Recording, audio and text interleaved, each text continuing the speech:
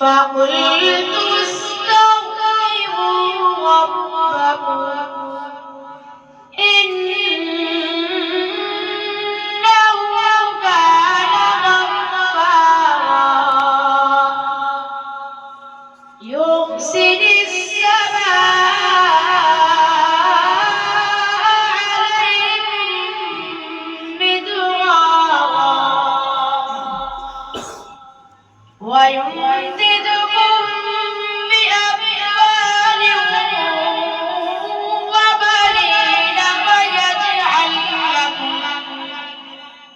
وبنين ويجعل لكم جنات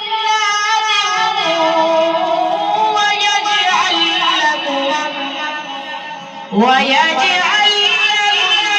أنهارا ما لكم لا ترجون لله وقارا وقد